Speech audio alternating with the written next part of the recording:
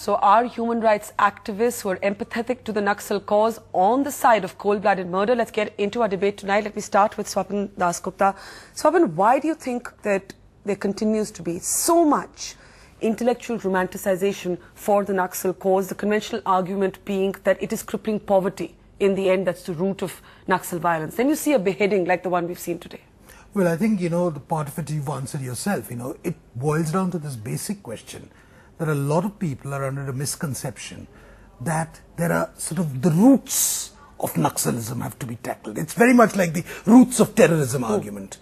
And instead, what you're not really seeing is that this movement is really an attack on the sovereignty of India. It has always been so. It's not that something which has cropped up of late. It right from the time when it started. And violence has been endemic and an essential part of this violence. In fact, if you recall that in the during 1967-69 period, there was actually a debate within the CPI-ML of those times, which Charu Majumdar initiated, as to whether the gun is a better form of killing than a sword. And they agreed that it was a sword which was better because it enables you to express your class hatred. So it's the level of the debate. It's that violence, bloodshed is endemic to this. And I'm very glad that Mr. Chidambaram has finally come out into the open. There's been too much of squeamishness.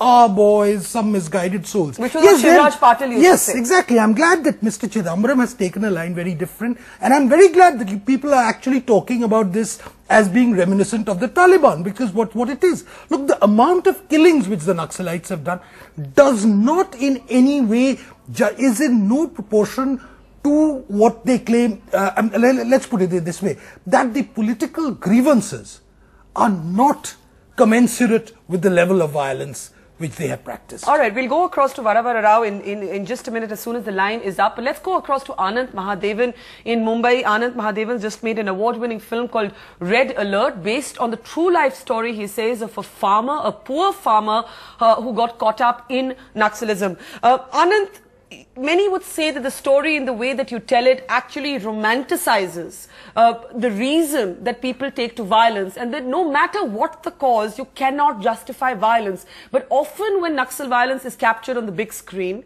it does glorify violence. How do you respond to that charge? At the outset, Barkha, let me clarify that I condemn violence of any kind at any level.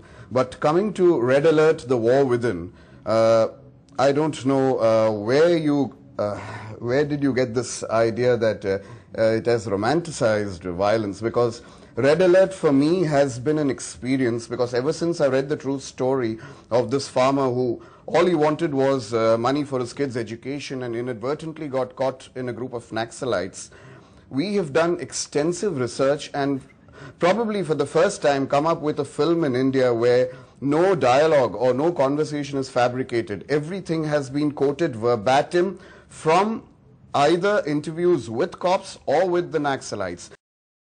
Tuba.com